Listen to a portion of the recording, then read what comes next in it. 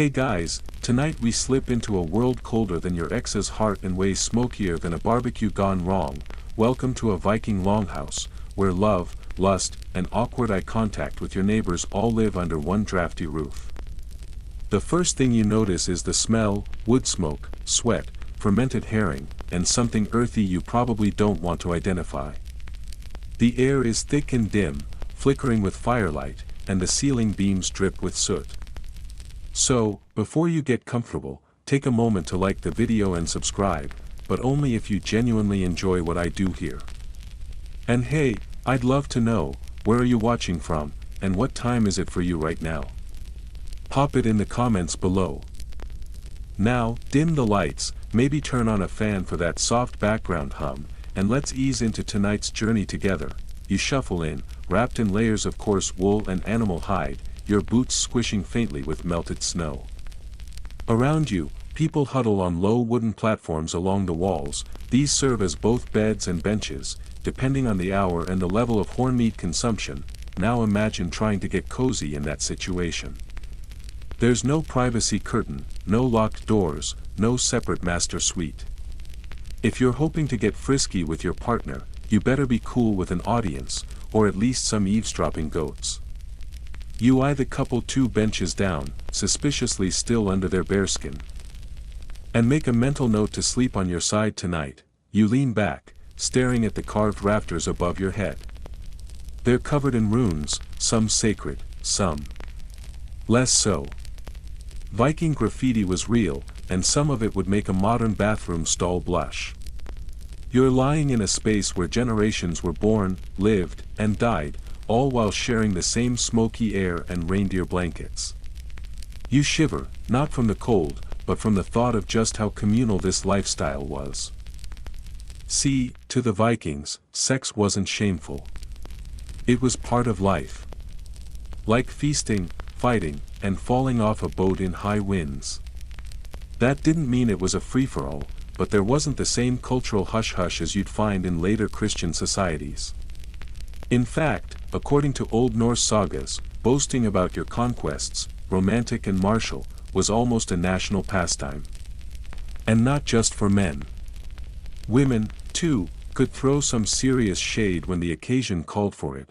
You hear a snatch of a lullaby drifting from the opposite end of the longhouse. A woman is singing softly to her child, her voice raspy from smoke and time. And then, thud. Someone drops a goat's skull near the hearth. Chuckling. Someone else curses in Old Norse. The longhouse is alive. Constantly. Loudly. So how did anyone ever manage to find a moment for intimacy? Well, let's just say Vikings got creative. While it wasn't uncommon for couples to share a bench in full view of others, most folk understood the concept of avert your eyes and mind your business. Courting rituals were surprisingly nuanced. A man might leave a carved token or a piece of handmade jewelry on a woman's seat. If she wore it later, congrats, it's a match. If she fed it to her dog, better luck next raid. Speaking of dogs, you flinch slightly as one brushes past your leg. Not all animals stayed outside. And again, privacy. Not really a Viking concern. The communal sleeping style was practical for warmth but made sneaking around both easier and riskier.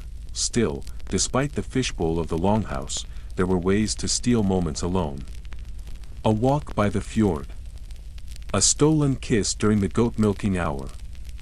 Or a midnight rendezvous behind the drying racks, where codfish and curiosity both hung heavy in the air. Historians still argue whether the longhouse's openness reflected a lack of modesty, or whether people simply adapted to the cramped quarters with quiet etiquette. What's clear, though, is that the concept of intimate space was very different from modern ideals. You couldn't afford to be shy when 3 generations shared a room and the family goat might try to join your cuddle session, and yet, for all its earthy awkwardness, the longhouse had its own cozy rhythms. Fires were banked low at night, children slept curled up like cats, and old grandmothers dozed with their knitting needles still in hand.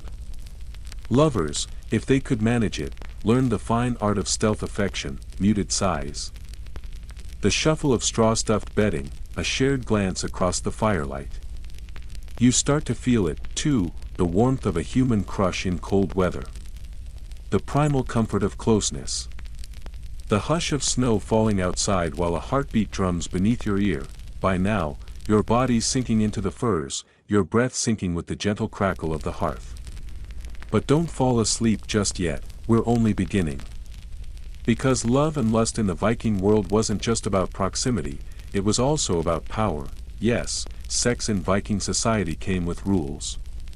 And sometimes, consequences. Consent, status, and reputation mattered, a lot. Accusations of impropriety could lead to legal battles, exile. Or worse. But more on that in a bit. For now, picture this, you, wrapped in a sheepskin, trading flirtations with a sharp-eyed shield maiden who's better with an axe than you are with a pickup line. Or maybe you're the shield maiden, eyeing a broad-shouldered sailor who smells faintly of seaweed and too much ambition. Either way, there's a thrill here, a current of tension humming under all the animal hides and stale mead. One quirky fact. Vikings actually had love charms, often carved from bone or wood.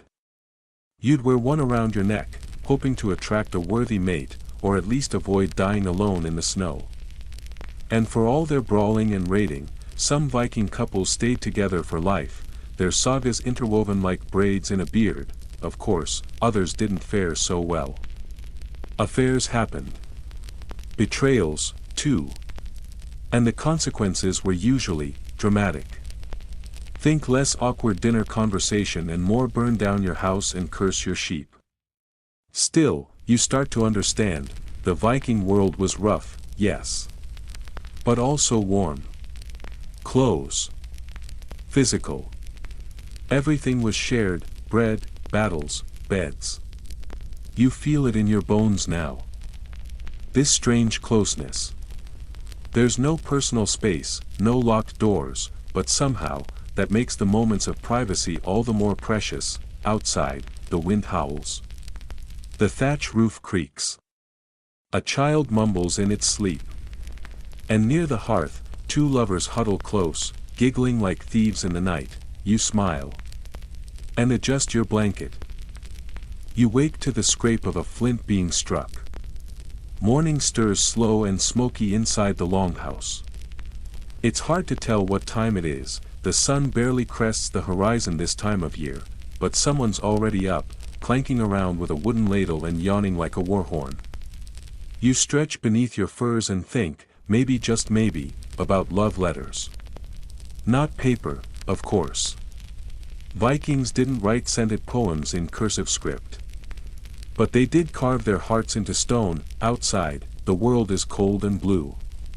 Snow crusts the thatch roof, and your breath fogs as you step out into the village.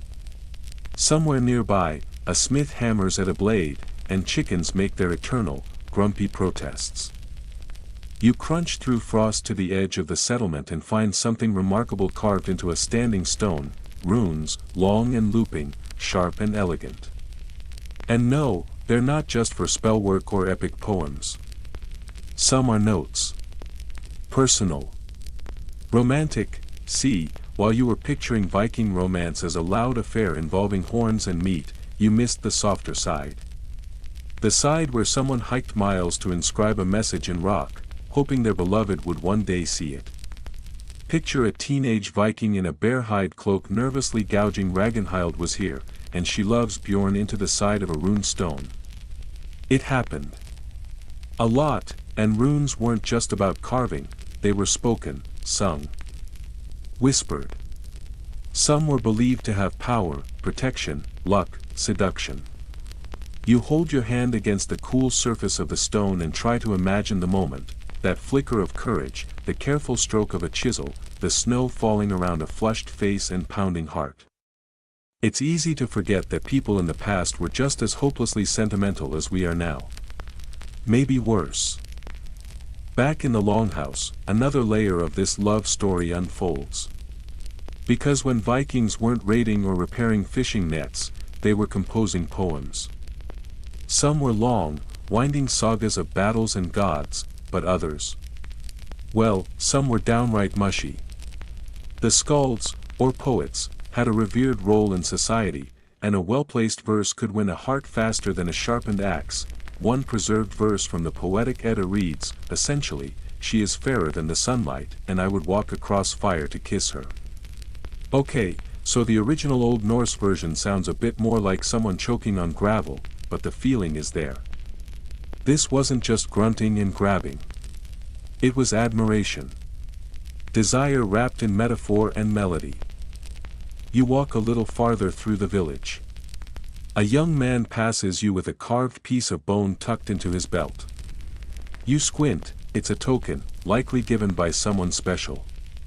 Maybe carved with her initials, or a symbol they both recognize. Vikings didn't do dating apps, but they did tokens, trinkets, and subtle signals.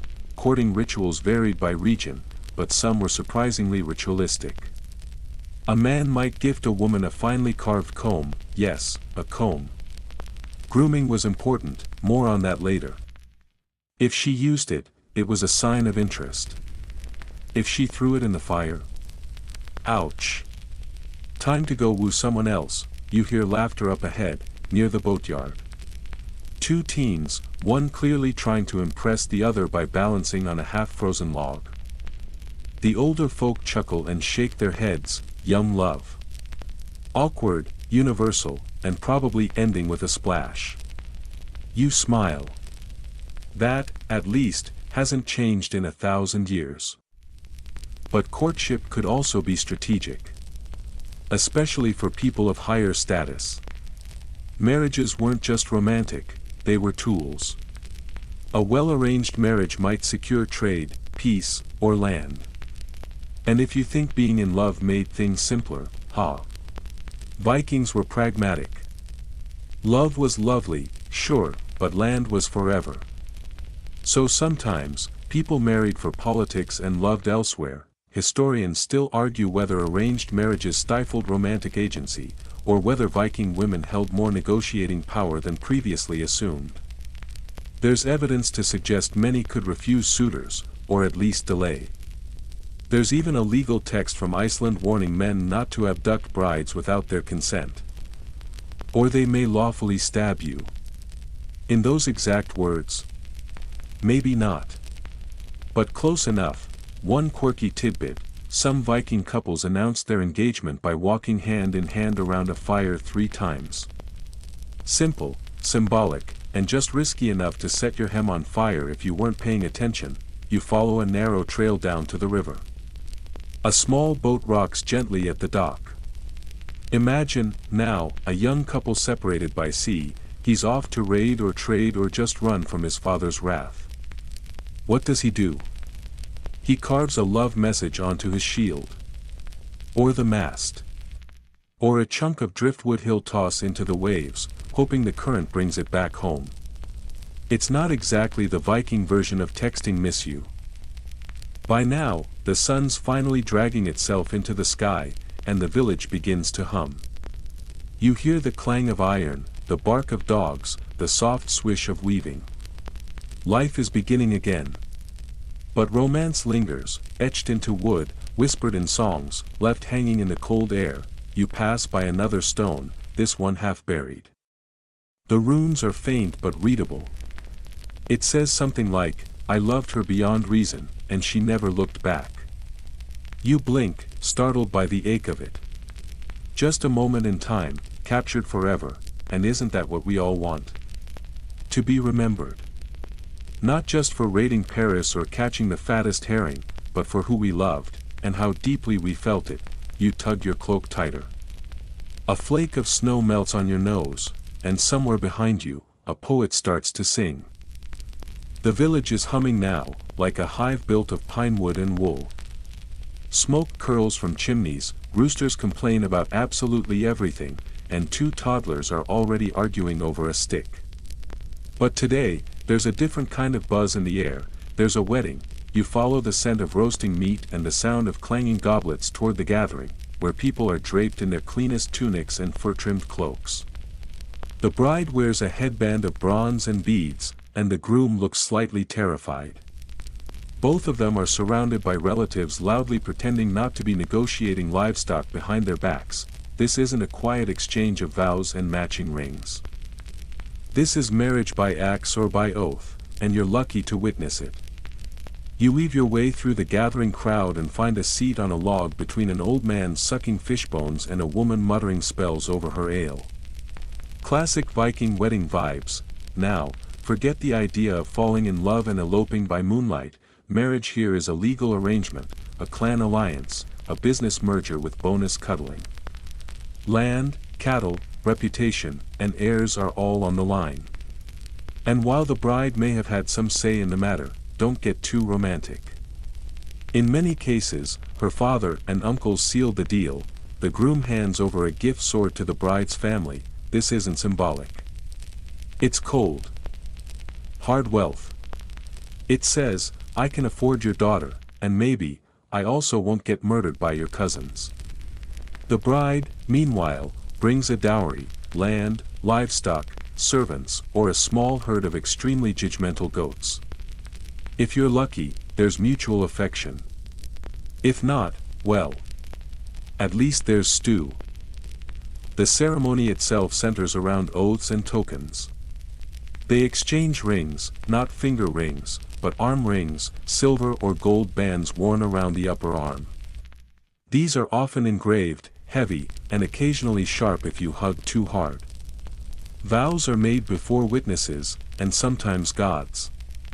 In pagan ceremonies, a Thor's hammer is placed on the bride's lap to bless fertility. Not subtle. Not small either. Then comes the handfasting, the literal binding of hands with ribbon or leather, to symbolize the joining of lives. This tradition echoes across cultures, but here, it's firm and final. Once hands are bound and oaths are spoken, that's it. You're legally wed. And possibly slightly chafed. Afterward, the drinking begins, and oh, do Vikings drink, mead flows like water, and water is avoided like the plague, which, to be fair, wasn't far off. Everyone feasts. Everyone sings. There's dancing, though it's more enthusiastic hopping than elegant waltz. Old men trade filthy jokes, grandmothers clap in rhythm, and somewhere, a goat gets accidentally crowned with flowers, but the most crucial moment of all. The bedding, no, not in front of everyone, usually. But the couple is escorted to the bed by a procession of half-drunk relatives, some of whom may toss jokes or mildly threatening advice along the way. In some cases, witnesses are required to make sure the marriage is consummated. You're grateful you live in an era of privacy and closed doors, yet despite the spectacle, there's real meaning here. The community bears witness because this union isn't just personal, it's political, spiritual, generational. It ensures continuity. It binds families. It might even prevent a feud or two. For now, of course, not all Viking marriages begin so ceremonially. Some begin with abduction. This is where the phrase marriage by axe comes in. In rare cases, often dramatized in sagas, raiders would take women from conquered lands as wives or concubines. While this certainly occurred, it was not the everyday norm and often frowned upon by Viking laws. Abduction wasn't exactly a valid legal pathway to romance, unless sanctioned by war, custom, or serious family drama. Historians still argue whether Viking women had more freedom compared to their medieval European counterparts. Some evidence suggests they could divorce, own property, and choose another partner. Others argue that those rights were limited to specific regions, classes, or times of relative peace. What's certain is that Viking law, codified in scrolls like the Grogas, recognized marriage and divorce as formal, sometimes brutal, procedures. Yes, divorce. And it didn't always need a courtroom. A woman could declare divorce publicly, often by standing at the threshold of her house and stating the marriage was over. Just like that. She might need witnesses and a solid reason, like violence or abandonment, but it was possible. She kept her dowry, too, unless she'd severely messed up. You lean back, half listening to a nearby conversation where an elderly woman is recounting her third wedding. Apparently, her second husband snored like a dying boar and drank all the soap. These are the stories you don't find in textbooks. There's also room in this world for love beyond obligation. Stories tell of couples who married despite their family's objections, of lovers who fought duels to win the right to wed, of men who crossed seas and fended off bears, yes, literal bears, for the hand of their beloved. Love, even under a furrowed brow and an axe belt, could be powerful. Sometimes, even poetic. One quirky wedding tradition. In some areas, guests gifted the couple with eggs. Dozens and dozens of eggs. Symbol of fertility? Sure. Symbol of awkward walks home while balancing a basket of potential omelets? Also yes, later, after the feast winds down and the torches flicker low, you watch the bride and groom slip away. He stumbles slightly, thanks to too much mead. She laughs and takes his arm. The crowd cheers half-heartedly, then returns to their bowls. You stay behind, under a canopy of stars so sharp they seem to crack the sky. You think about the balance of power and affection, the oaths made in a smoky hall, and the lives built on these strange, beautiful unions. Not all Viking marriages were happy. Some were strategic. Some were tragic. But many were partnerships, two people surviving winter, raiders, and in-laws together. It's not romantic in the rose-petal sense, but it is tender. Ruggedly so, and somewhere behind you, the old skald begins a song. It's not about gods or giants, but about a woman who stood by her husband through 3 failed harvests and a wolf attack. The crowd hushes. They listen. And you find yourself listening, too, because in the end, even the fiercest warriors wanted what we all want, someone to share the fire with, and maybe pass the meat horn when the cup runs dry. The morning after the wedding dawns gray and thick with wood smoke. You find yourself outside the Longhouse, breathing in air that smells faintly of wet moss and roasted turnip. Somewhere, a rooster is late to work, and 2 children are sword fighting with sticks longer than they are. But you're pondering something far sharper than a blade, the role of women in this wild, wool-cloaked world. Viking society had rules. Unspoken ones, loud ones, and ones carved into law stones. But beneath all those rules ran an undercurrent of flexibility, especially when it came to gender. Shieldmaidens, housewives, priestesses, healers, traders, farmers. Viking women weren't just background decoration to some bearded saga hero. They were saga heroes in their own right. Sometimes with a sword. Sometimes with a loom. Sometimes with both. You duck back into the Longhouse, where smoke curls through the rafters and the heat from last night's fire still clings to the stones. Across the room, a woman is tightening the straps on her leather armor, while another is calmly weaving at a loom beside her. No one blinks. That's the thing, women could, and often did, carry weapons. Not all of them, sure, but enough that Shieldmaiden wasn't just a poetic invention. Historians still argue whether Shieldmaidens fought as formal warriors in regular Viking armies or whether they were rare exceptions, glorified by saga and song. Archaeological finds, like the famous Birka grave in Sweden, where a woman was buried with a warrior's full kit, fuel the debate. Was she truly a fighter, or was her gear symbolic? Evidence suggests at least some women saw real combat. And probably won a few arguments because of it, but even those who didn't wield swords wielded serious influence. You sit near the loom woman, watching her fingers flick through the warp and weft. Textiles weren't just domestic craft, they were currency. A skilled weaver could clothe an entire household and still have enough left over for trade. Cloth was wealth. And the one spinning it? Power, plain and soft-spoken. You hear voices arguing by the door. A younger man has apparently insulted a neighbor's wife. Loudly. Publicly. And now he's getting schooled by the woman herself. You can't catch every word, Your old Norse is still spotty, but it's clear she's calling into question not only his manners but also the unfortunate shape of his ears. Public reputation mattered. Viking women were expected to guard their family's honor. And their own. If a man impugned a woman's sexual reputation without evidence, she could take him to court. Actual court. With actual penalties. And sometimes, she could demand a duel on her behalf. That's right, someone might literally fight to defend her name, but here's the twist: women were also subject to fierce expectations. Fidelity. Dignity. Silence, in some cases, though that part seems frequently ignored. In many sagas, women speak a lot. Sometimes more than the men. They offer advice, lay curses, arrange marriages, and occasionally plot elaborate revenge scenarios involving poisoned ale and goats. You know, normal Tuesday stuff. There's also the mysterious realm of Seidr. A kind of Norse magic and shamanism often practiced by women. Seeresses, or vulvas, were both revered and feared.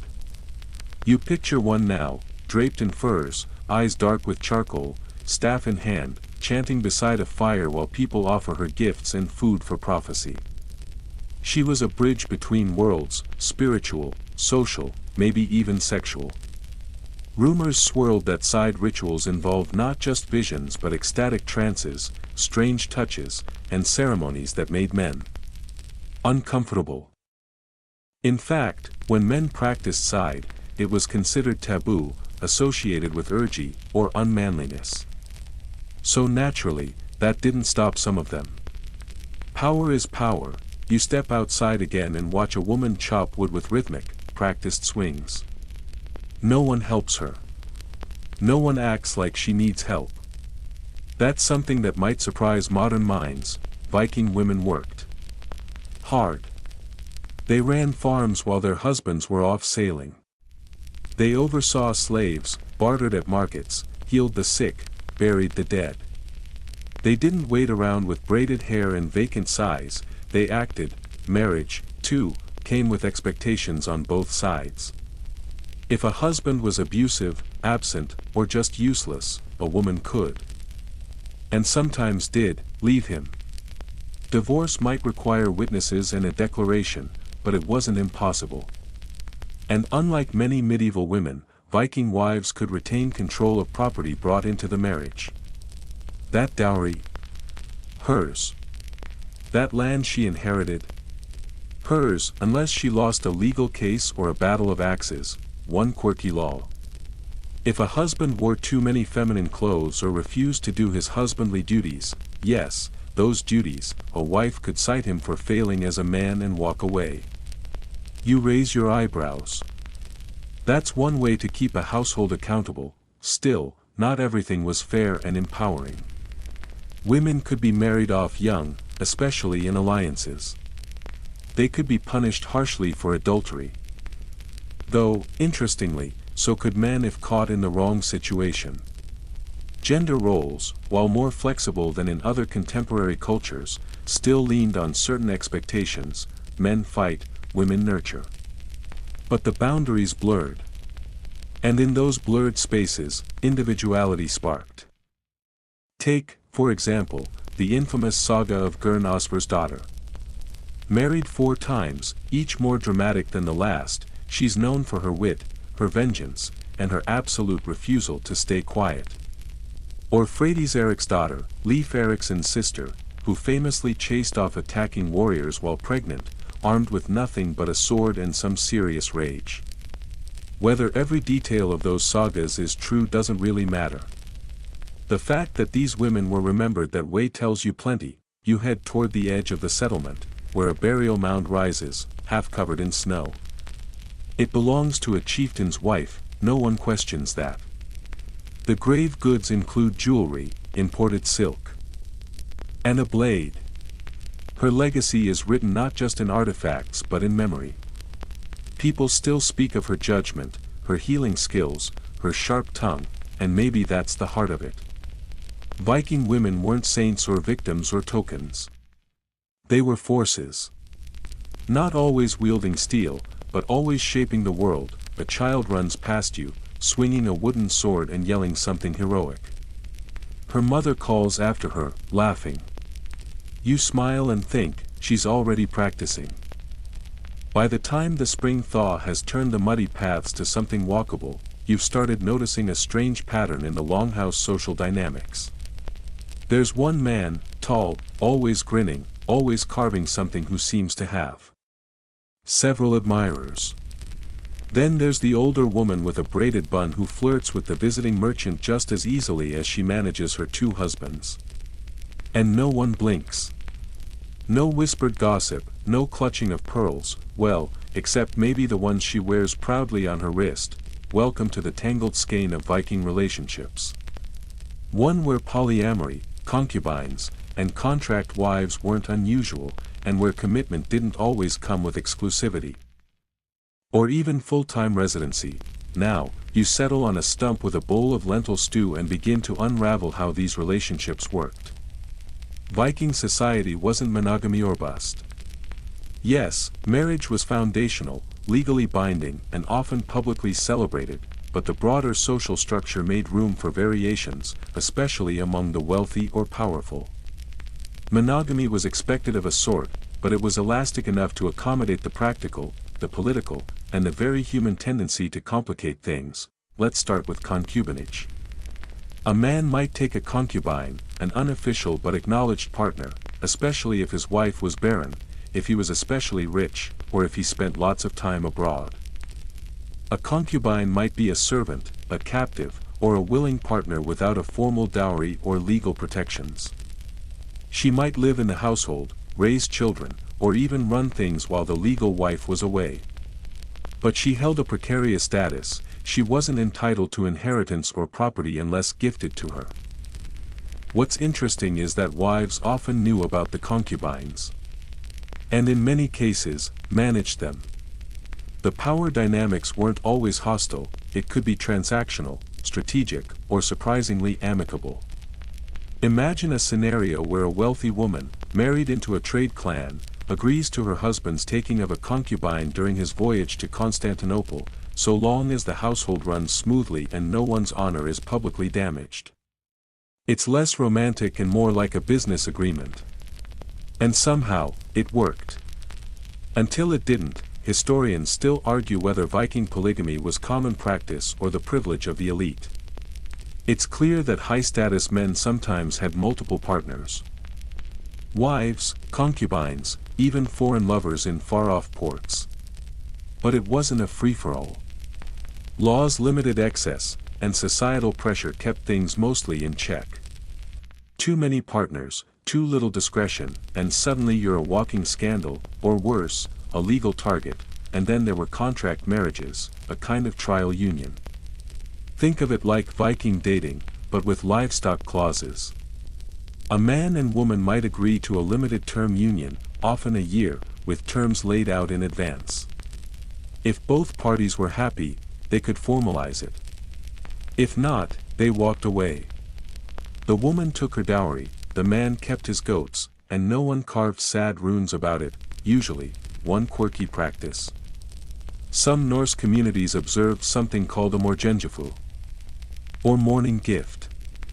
After the wedding night, the husband would present the wife with a special gift, often land, treasure, or rights, to signify the start of their life together. It was hers to keep, regardless of how the marriage turned out. Romantic and legally binding. We love a sentimental loophole. Now, let's talk jealousy. Yes, it existed. No, it wasn't always cute. Viking sagas are filled with drama, rival lovers cursing each other, jealous wives slipping poison into ale horns, husbands who punish or exile mistresses gone rogue. There's one tale where a concubine mocks the legal wife's lack of children.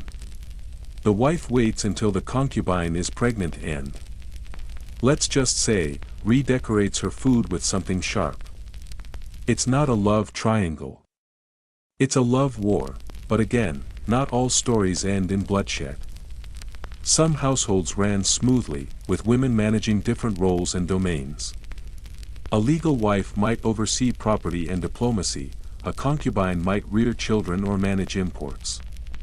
And the lines between affection and arrangement were often blurred. You pass the marketplace, where an older man and two women are laughing over sacks of dried herbs.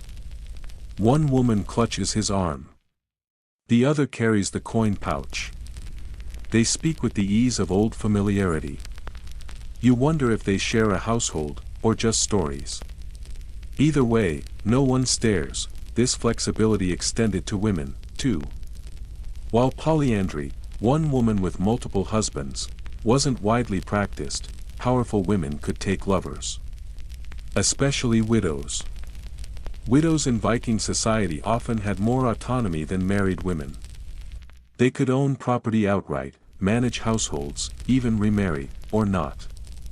Some preferred to remain single and wield their wealth and power without having to share it with a new husband. You hear a skald telling a tale of a woman named Thora, who after her husband's death, took a lover from a rival clan. She never married him, but kept him close, gifting him land and a sword. She never loved again, the skald says, because she never had to. You smile. It's a quiet rebellion, choosing your own path when the rules expect something else. Of course, not all love stories had such agency. Slavery existed in the Viking world. Thralls, as they were called, had no legal rights. Some were forced into sexual relationships or concubinage. These stories are harder to tell, because they speak not of tradition but exploitation. And they remind us that even in cultures with relative freedom, hierarchy and harm existed, one fringe belief among some historians. That certain concubines, if they bore sons who grew powerful, could rise in status, influencing local politics or even clan succession. The idea that a woman's role could shift from outsider to queenmaker simply through motherhood and strategy is as Norse as it gets. You pass a carved doorway near the edge of town. On the lintel, a knotwork pattern wraps around two intertwined animals. It's an old symbol for partnership, not always romantic, but deeply binding. The idea that two beings, separate but connected, make something stronger than either alone, that's the heart of Viking relationships. Not perfect fidelity. Not idealized monogamy. But bonds.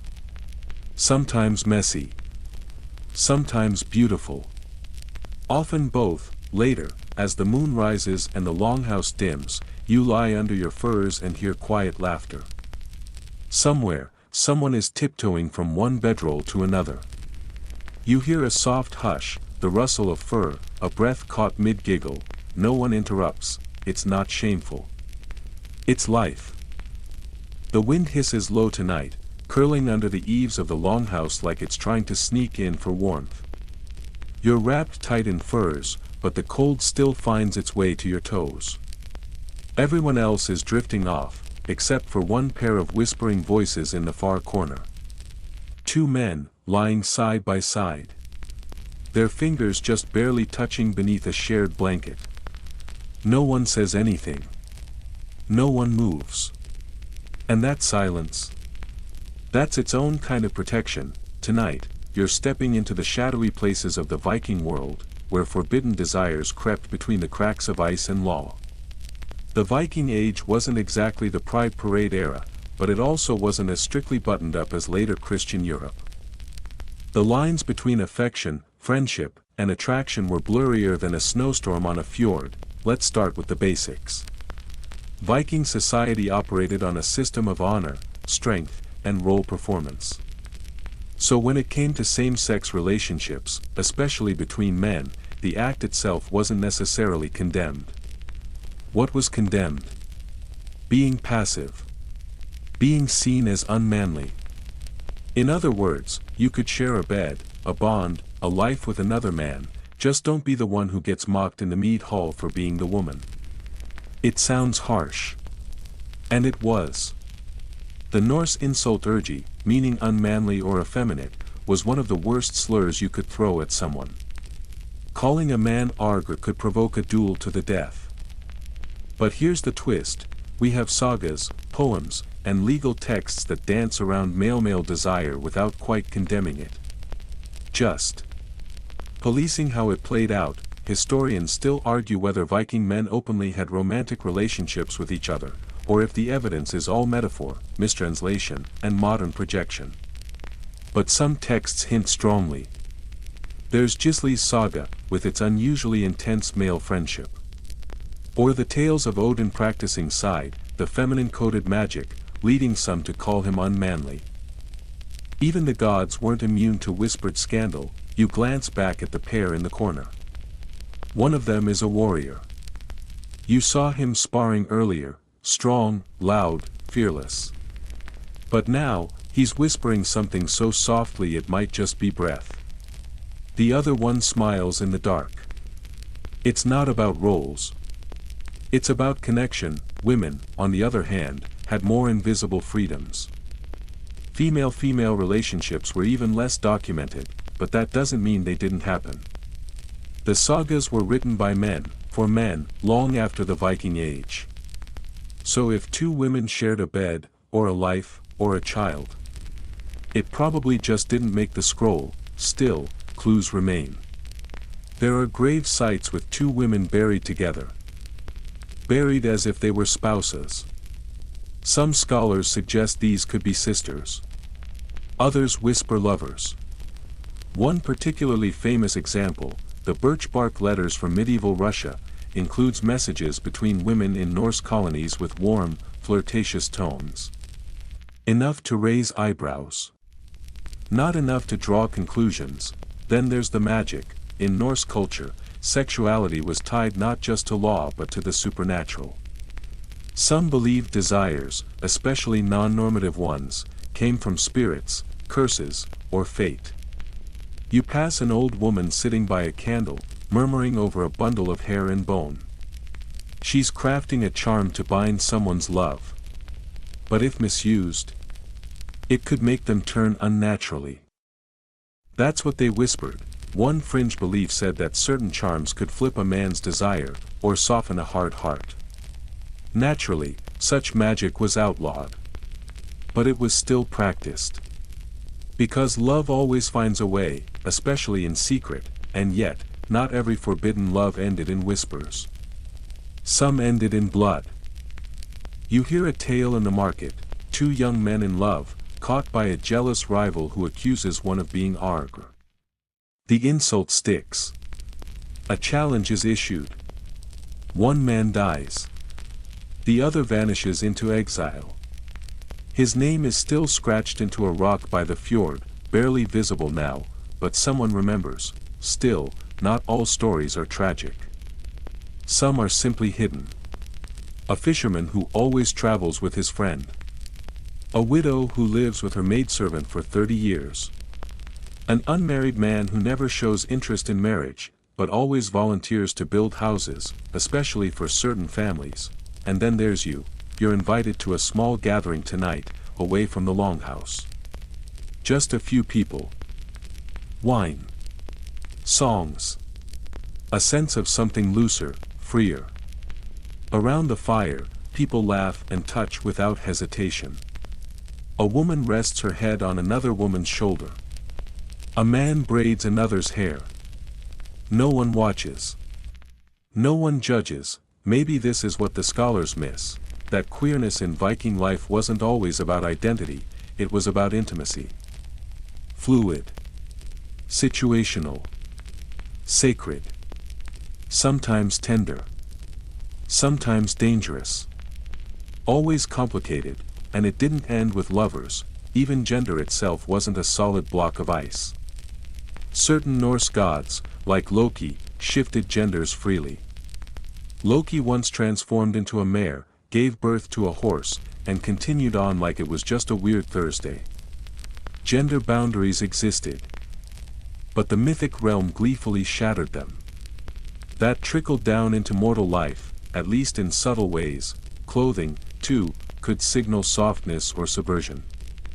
Men who wore overly feminine garb risked accusations of orgy, but some did it anyway. Especially seers and practitioners of Seidr, who crossed both spiritual and social lines. Their role? Sacred. Their existence? Unsettling. And yet, tolerated. One quirky story tells of a wedding where two women dressed as men and performed the ceremony in secret, only to be discovered later and find a goat and a barrel of fish for confusing the community. You grin. Even the punishments sound like folk tales. So, what was truly forbidden in Viking love? Not just same-sex bonds. Not just unconventional families. What was most forbidden? Was being seen to lose your strength. To lose honor. Vulnerability, not desire, was the crime, but as you listen to that quiet conversation still unfolding in the corner of the Longhouse, two voices growing softer, warmer, you realize that even in this harsh world, even surrounded by rules and axes and goat-based bartering systems, people still found each other, even if they had to do it quietly. It's a quiet morning in the village, fog clinging low, the sky a lazy smear of blue and pewter. You wake not to the usual sound of hammering or geese having loud opinions, but to the softer rhythms of daily life. A woman grinding grain. Children playing knucklebones by the hearth. A man sitting cross-legged, gently combing his beard. And it hits you, for all their fury and fame, Vikings were obsessed with grooming, hygiene, and physical appeal, seriously. For a culture so often imagined as mud-caked berserkers snarling through beards full of crumbs, they were surprisingly into self-care. Not just the rich ones, either. Across every level of society, looking presentable, or better yet, alluring, was a quiet form of power. You watch as a man oils his hair with animal fat, smoothing the strands back and braiding a tight plait behind each ear. He has a grooming kit tucked in his belt, tweezers, a tiny ear spoon, a comb made of bone. These weren't rare items. Archaeologists have unearthed thousands of Viking combs, often finely carved and carried like prized possessions. If your hair was a mess, that was a social failure. Vikings didn't play, the women are no different. One dips a horn cup into a pot of crushed minerals and water, then smears the mixture onto her eyelids with the corner of a cloth. Think smoky eyeliner, 9th century edition. Some used charcoal or soot for mascara. Others darkened their lips with berries or powdered stone. And yes, they had mirrors, polished metal, not perfect, but enough to check for food in your teeth or to angle that smolder just right. You hear laughter near the cooking fire. A girl has tied her hair with colored wool, and another teases her, asking if she's trying to catch Leaf the Cooper's eye. He only likes women who wash more than once a week, someone jokes. Everyone groans. See, Vikings bathed regularly. Not daily, maybe, but far more than many of their European neighbors. In fact, they were mocked for it. Arab chronicler Ahmad ibn Fadlan, who met Norsemen along the Volga River, noted, somewhat judgmentally, that they bathed every Saturday and combed their hair like peacocks. He meant it as a dig. They probably took it as a compliment. Saturday was lagardagr, or washing day. Hot water, steam, oils. Men and women both took part.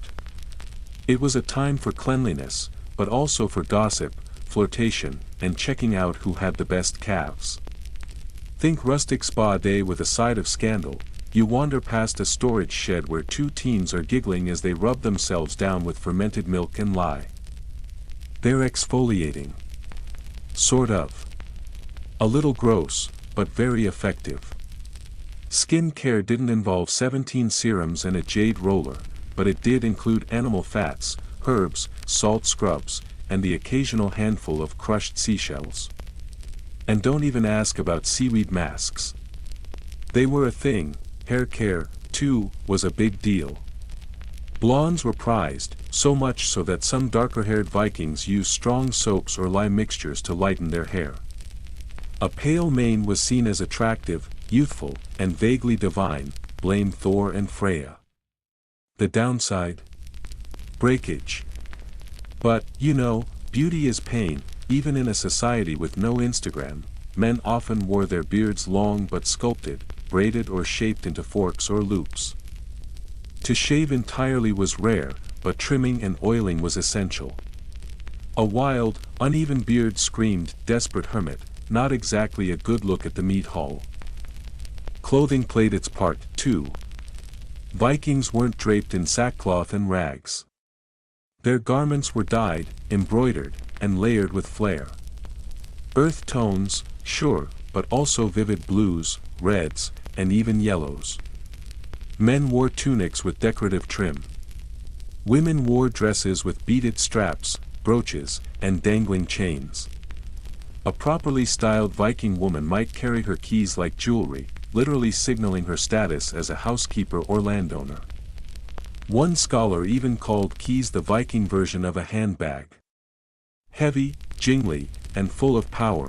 Now, here's a quirky tidbit: Vikings used scent beads. Tiny containers of resin, herbs, or dried flowers, worn on a string or stitched into clothing. They masked the smell of hard work and fish. Yes, but they also worked like subtle cologne. You pass a boy nervously sniffing his own armpit, then rubbing crushed juniper into his collar. He's clearly going on a date. Historians still argue whether these grooming habits were purely practical or deeply tied to status and seduction. Probably both. A well-groomed Viking said, "I have time to care for myself, and I probably own more than one goat." In a world where survival was hard, beauty was a flex. You sit by the fire as an elder woman sharpens a small bronze needle. She's tattooing someone. Tattoos in Viking culture weren't common, but they did exist, especially in eastern regions. Dark swirling patterns, knotwork, animal shapes. Some were decorative. Others might have marked status, lineage, or spiritual beliefs. You imagine someone getting their lover's name inked into their skin. Bold move. Risky, in a world where divorce is as easy as declaring it on your doorstep. Still, appearances weren't just about love. They were about community. Respect. Dignity. The better you looked, the more seriously you were taken. A neat braid could open doors, or at least keep you from being mistaken for a thrall. You hear another voice at the far end of the hall. A trader from far away. He marvels at the finery, rings on every hand, embroidered cuffs, teeth cleaned with ash. These people, he says, they are warriors, yes, but also peacocks. He laughs. No one is insulted. Pride ripples in the room like heat from the hearth, because in this frozen corner of the world, beauty is resilience. Clean fingernails mean you've survived another storm. Oiled braids mean you're worth noticing. A well-made tunic means someone loves you enough to stitch protection into every seam. You stand and stretch, catching your reflection in the polished metal plate by the water bucket. Your hair is a mess. Your tunic, wrinkled. A smear of soot clings to your jaw. A woman nearby eyes you, then offers a comb and a quiet smirk. If you want to impress anyone, she says, maybe start with your face. You laugh. Take the comb, and begin again. The days are growing longer now, and with the thaw comes a different kind of stirring, less about firewood and food, and more about flirting, matchmaking, and that slow-burn tension of Viking courtship. You're at the edge of the village, watching a group of young men practice throwing axes at a post that already looks like it suffered decades of romantic frustration. One of them keeps glancing toward the flax-drying racks, where a girl pretends not to notice. She's laughing a little too loudly with her friends, but her braid keeps slipping over the same shoulder every time she shifts, and she's watching right back. Vikings might have been blunt about war and property. But love? That was a dance. Courtship started early, especially among the noble or landowning classes. Strategic marriages were serious business, with parents negotiating dowries, property, and potential heirs before anyone even blushed. But below that level, between farmers' sons and merchants' daughters, or among those not tightly bound to political expectation, there was room for charm, teasing, and shy glances across the meat bench, the first rule of Viking flirting. Demonstrate your value. Show off a little. Maybe you're a good weaver, or you've got an especially strong ox. Maybe you once punched a bear. Whatever your highlight reel, this is the time to dust it off. Gifts helped. 2. A carved comb, a brooch, or even a song composed and croaked out beside the pigpen. These tokens were subtle invitations.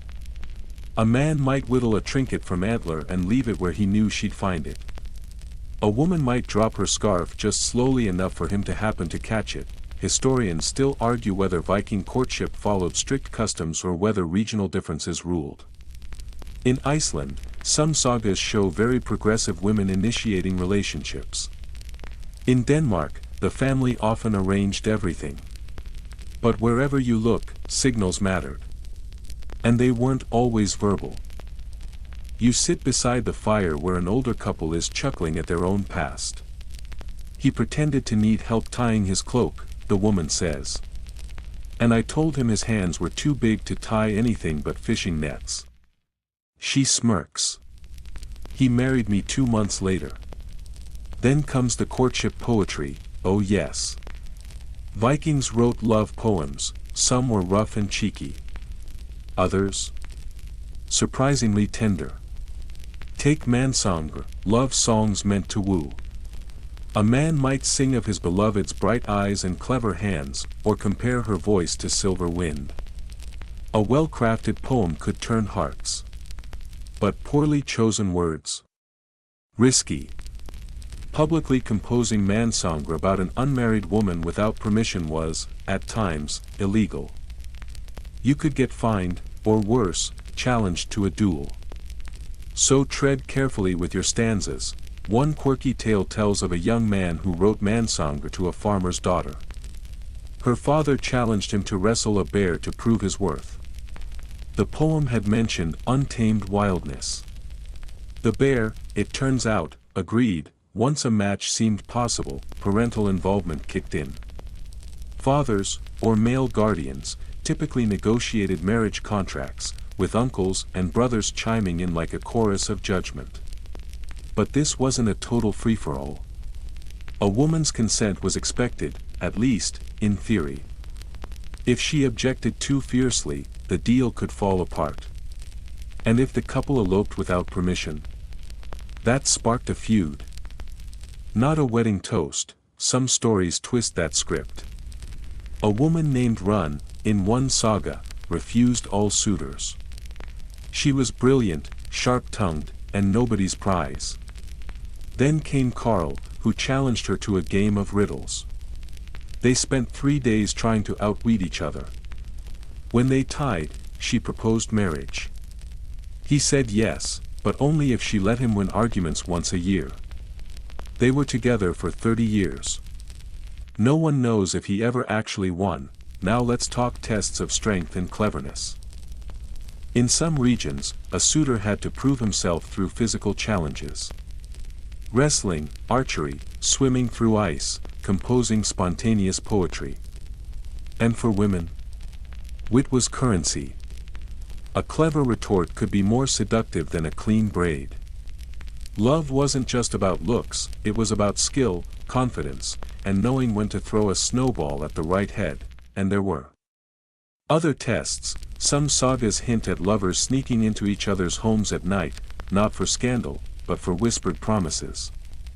Premarital intimacy happened, though its acceptability varied wildly. In Iceland, cuddle visits were tolerated if done discreetly. In stricter regions, being caught could ruin reputations. Or fast-track a wedding. There's one tale of a man hiding under a woman's bed to avoid being discovered by her father. He sneezed. The goat under the bed panicked. Chaos ensued. They married the next spring. You overhear a conversation between 2 girls threading beads. One giggles, describing how a boy left fish guts in her yard, not out of rudeness, but because her dog loved him, and it was the only way he could get close. He's sweet, she says, in a swampy kind of way. The subtle signals were endless. Sharing food. Flirt. Touching someone's shoulder during a feast. Bold flirt. Singing at the same time, braiding hair beside someone, even offering someone first choice at the firewood. These were all tiny social threads being pulled and tested, and sometimes, it all just happened fast. Spring arrives. The snow melts. A girl brings a boy a woven sash she made over winter.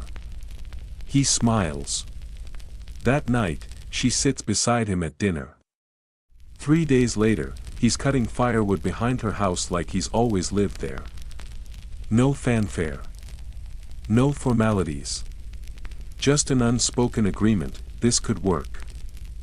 Of course, not all attempts succeeded. Rejection happened. Harshly. Publicly, even. One saga describes a woman rejecting a man with the line, "You smell of rotting cod and sing like a dying squirrel." He went on to marry someone else. Presumably one with lower standards or less acute hearing. Still, the point remains, Viking love stories, real or legendary, were alive with effort. People tried. They tried to impress, to charm, to dare. Courtship was a careful game played with carved tokens, stolen glances, and brave stumbles through snow-covered pathways, and tonight, by the hearth, another boy nervously offers a girl a wooden hairpin shaped like a raven. She takes it, turns it over in her fingers, and smiles without saying a word. You don't need a saga to know what that means. You wait to the thump of boots overhead, the squeak of wagon wheels, and the unmistakable sound of someone trying, and failing, to sing in tune. It's wedding day, and you, lucky soul, are about to witness one of the most deeply symbolic, wildly theatrical, and surprisingly legalistic ceremonies in the Viking world. Unlike the modern fantasy of white dresses and floral centerpieces, a Viking wedding was less about a dreamy walk down the aisle and more about contracts, witnesses, and making sure everyone knew exactly who owned what goats. Still, the ritual carried intense emotional and social weight.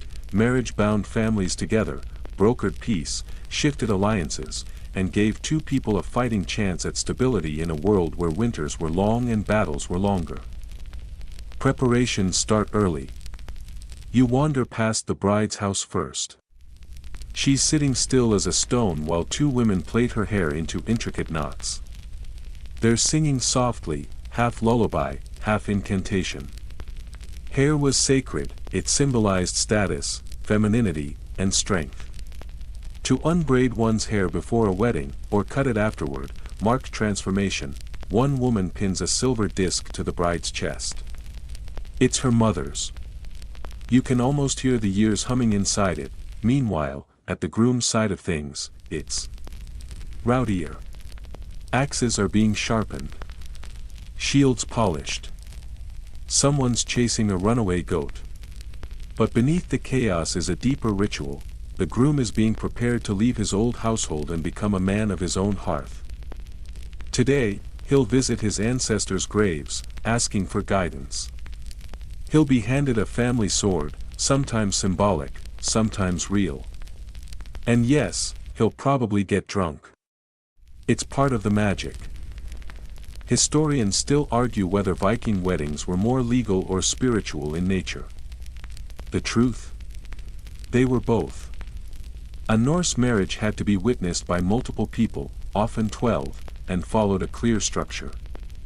The legal part happened first, a spoken agreement, the bride price, paid by the groom's family, and the dowry, from the brides. These weren't optional. They weren't even romantic. They were protections. Guarantees that both parties were respected, supported, and, should it come to that, divorced fairly. You move closer to the gathering site. A great table is being set with food, drink, and garlands of herbs and dried flowers. No roses here, more like wild thyme, spruce needles. And maybe a few carved runestones for luck. Then comes the ceremony, and oh, it's a thing of layers. The bride and groom stand opposite each other, flanked by family. The Gothi, pagan priest, or local law speaker presides. There's no Latin, no white veil, just words spoken in strong voices, and ritual objects that hold the history of both clans. Swords are passed from father to son, keys from mother to daughter. Hands are joined. Cups shared. Sometimes blood is drawn, not for sacrifice, just for solemnity. You can feel the weight of generations pressing gently on everyone's shoulders. One quirky tidbit. In some weddings, the groom placed a sword on the bride's lap to symbolize protection and unity. The bride, in turn, might gift him a ring of her own weaving. Not just a symbol of love, but of labor. She brings skill to the home as surely as he brings strength. As the vows are spoken, the village hums with anticipation. There's no "you may kiss the bride" here. Just the solemn nods of elders and the sharp cheer of friends. Once the couple has exchanged gifts and hands have been clasped over a sacred object, perhaps Thor's hammer, perhaps a family heirloom, the crowd erupts. Laughter. Toasts. Someone bangs a drinking horn on a barrel until it splinters. The marriage is sealed. And now, the feast. Viking wedding feasts were legendary, sometimes lasting a full week if the families were rich enough, and the beer held out. You smell roasting meats, honey cakes, cabbage, fish, and enough ale to float a longship. Skalds perform bawdy songs. Children sneak pastries. Elders tell stories of weddings past. You sit beside a boy who swears his uncle once married 2 women in one night, neither of whom knew about the other until dessert. Later, there's dancing, not formal, not rehearsed. Just arms linked, feet stomping, hair flying. The bride now wears her married woman's veil, fastened with a brooch that gleams in the firelight. She looks different. Not just older. Anchored. As if something ancient has settled gently into her bones. And now. The bedding ceremony. Don't panic. It's more symbolic than scandalous, though a little scandal never hurt anyone. In some traditions, the community would escort the couple to bed with torches, song, and light teasing. Shoes were removed. The bed blessed. The door shut. Some customs even included women leading the bride in, men guiding the groom, each group offering advice that ranged from sincere to suggestive. Think of it like a raunchy toast mixed with a crash course in expectations. Privacy. Mostly respected. Unless you were royalty. Then witnesses might literally observe the consummation to confirm legitimacy. Don't worry, our couple is decidedly not royalty. You tiptoe away from the longhouse as quiet laughter begins to drift out beneath the rafters. Outside, the stars are sharp and cold, but the village is warm with song. Here's what makes Viking weddings so fascinating: they were contracts with teeth. But they were also filled with meaning. Every gesture, every item passed from hand to hand, carried memory. And though love wasn't always guaranteed, it often grew. Like moss on a roof, or a fire stoked slowly each day, you think of the sword resting beneath the bride's new bed. The keys on her belt. The ring her husband now wears, carved with knotwork that has no beginning and no end. That's what marriage meant here, not ownership, not fairy tale, but partnership. Tough, tender, and sometimes timed to the goat mating calendar. Still, it worked, and for some, it even sparked joy. Morning creeps through the smoke hole above, painting the longhouse beams in soft gold. The wedding is over, the feast has faded, and the bride and groom have, judging by their absence and the pile of flower garlands outside, retreated somewhere private. The village returns to its rhythm. But today, your thoughts drift elsewhere, to what comes after the vows, the feasts, the dancing. Today, you're going to settle into the quiet, complex terrain of married life in the Viking world. At first glance, it all seems practical. Viking marriages were built to weather storms, birth children, manage land, and keep households running. But underneath that scaffolding, there were layers of affection. Tension, duty, and sometimes surprising freedom, especially for women. You help carry firewood to a married couple's home, tucked along the edge of the village. She greets you with a nod and a long list of things to do. He's out back chopping wood, but when he sees her signal from the smoke hole, just a flick of a cloth, he drops the axe and heads inside. You smirk. There's more than chores waiting in there. Let's talk division of labor. Viking marriages weren't based on romantic equality, but they did operate on mutual reliance. Husbands typically managed hunting, warfare, politics, and external trade. Wives ruled the home. But that wasn't domestic drudgery, it was dominion. A Viking woman could manage household finances, supervise workers, arrange feasts, and oversee property. The Norse word husfrika, or lady of the house, wasn't just poetic. It was power. She also held the keys, literally. Large iron keys often dangled from a woman's belt, signaling her authority over the home's supplies, chests, and storage buildings. It was part practical, part public flex. If someone tried to enter a storeroom without the woman's permission, that could spark a feud, or at least a very stern conversation involving fish. Historians still argue whether this power translated into full gender equality. The consensus? Not quite. Women had authority within the home, but outside, especially in legal matters, men still dominated. Yet the line was blurrier than you'd expect. A wife could speak in public assemblies if her husband was away or dead. She could represent the family in trade deals. And in Iceland, records suggest some women even became gore, chieftain priests, in remote regions. But what about emotional life? That's where it gets interesting.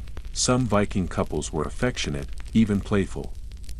You've heard stories of spouses composing verses for each other, leaving small gifts in boots, or working side by side without a word but in perfect rhythm. In long winters, intimacy meant more than sex, it meant knowing each other's silences, moods, and dreams. Picture two people mending nets by firelight, their feet touching beneath fur blankets, arguing gently over who burned the soup. Still, marriage wasn't always cozy. Infidelity, while not exactly celebrated, wasn't as taboo as you might think, especially for men. A husband might take a lover, provided it didn't disrupt the household or dishonor his wife. She, in turn, might tolerate it, or not. Some sagas tell of women who quietly poisoned rivals. Others simply packed up and left. Viking women could divorce their husbands. No priests. No court.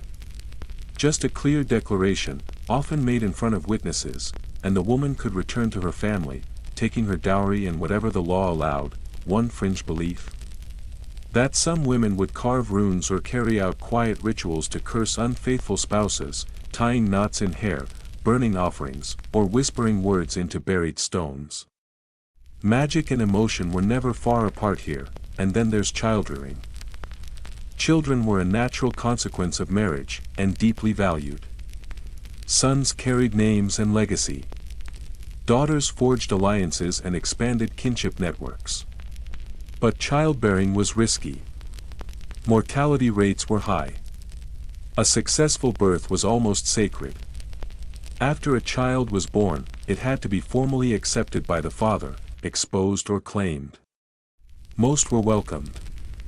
Some, sadly, were left to die, especially if the family couldn't support another mouth. But once accepted, a child was everyone's responsibility. Extended kin helped raise them. Fosterage was common, sending children to another household to learn skills, build loyalty, or strengthen alliances. You hear a woman boast that her daughter is being fostered by a jarl's sister. The pride in her voice is unmistakable. You pass a small home where a man is gently braiding his daughter's hair.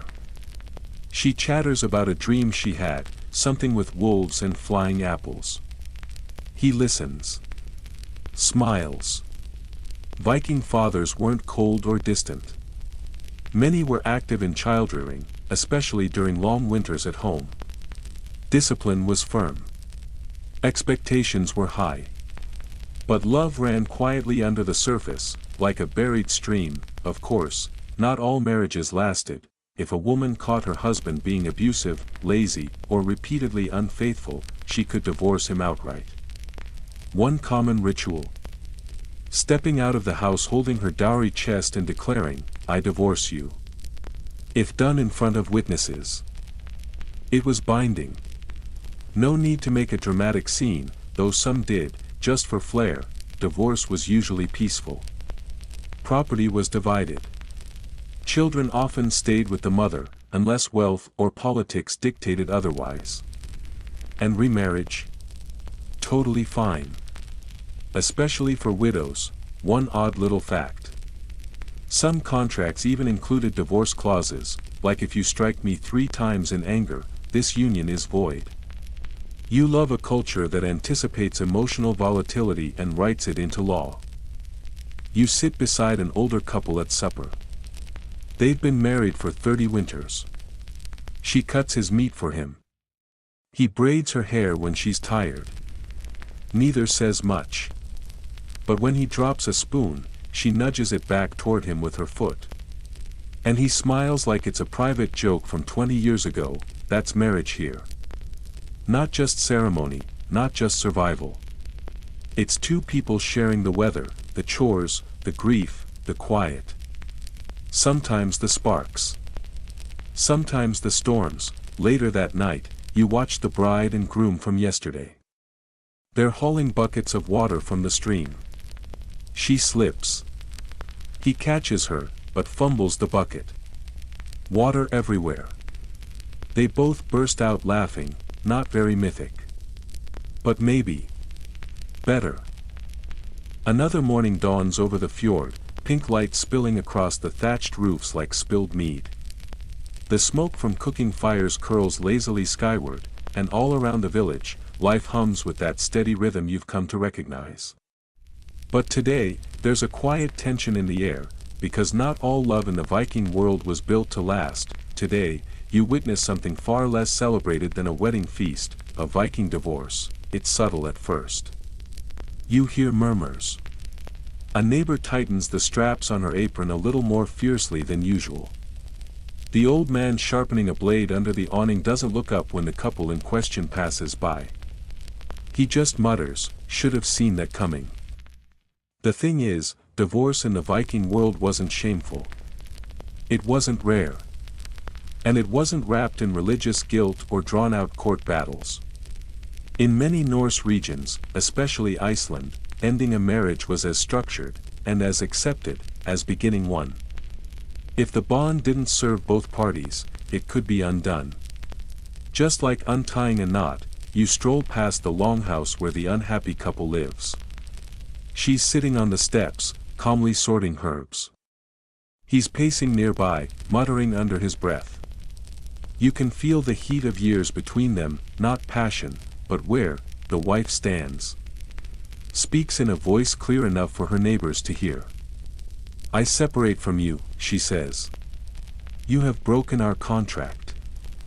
She lists her reasons, 3, as custom often required. Infidelity. Laziness. Disrespect.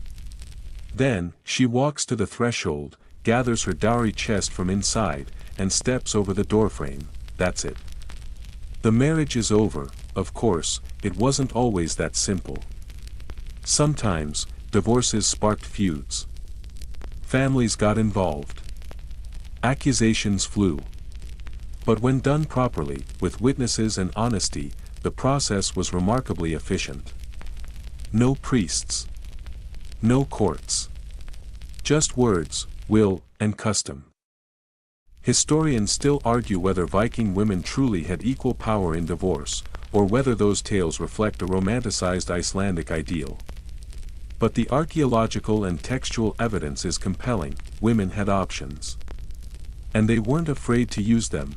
The most common grounds for divorce: abuse, neglect, infidelity. A man who humiliated his wife publicly could be cast out. A woman who squandered household resources, or refused her duties, could be sent home.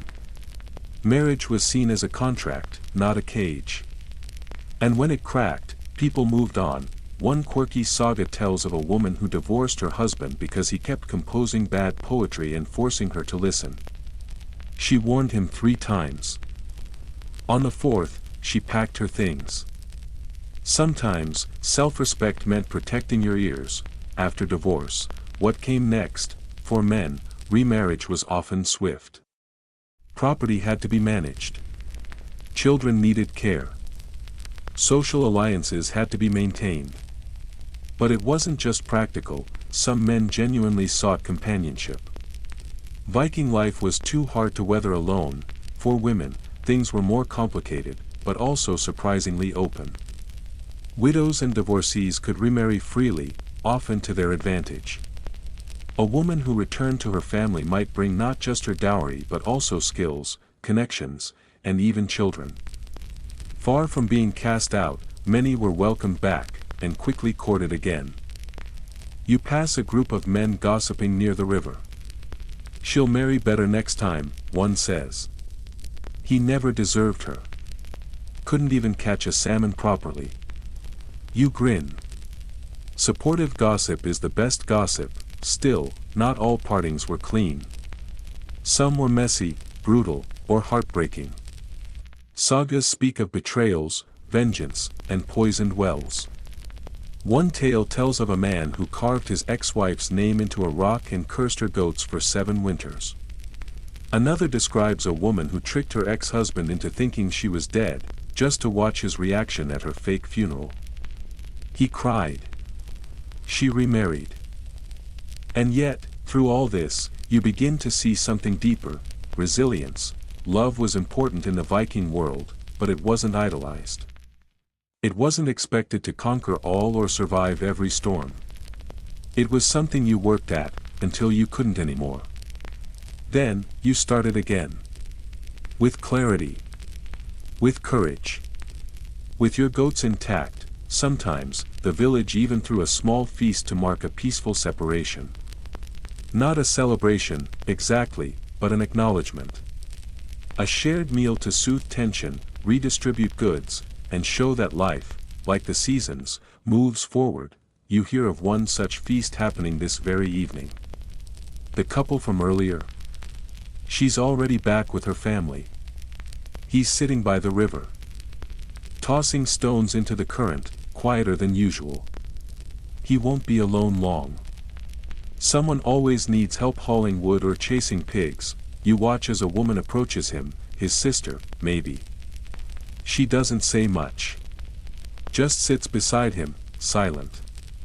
A gesture. A presence. In this world, that's enough, because here, love isn't always forever. But dignity? That sticks. There's a soft knock at the Longhouse door. A young woman answers. It's her former husband.